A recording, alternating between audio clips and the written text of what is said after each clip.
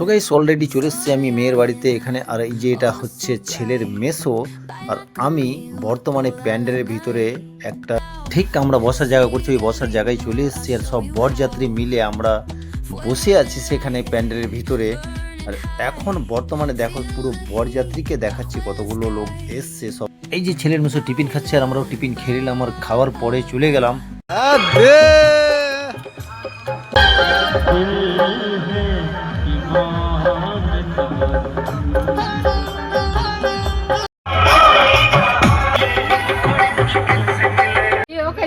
আমি চলে এসেছি মেয়েদের বাড়িতে, যে কোনো মেয়ে ওর বাড়িতে আছে, এই মারবাতে বিয়ে হবে।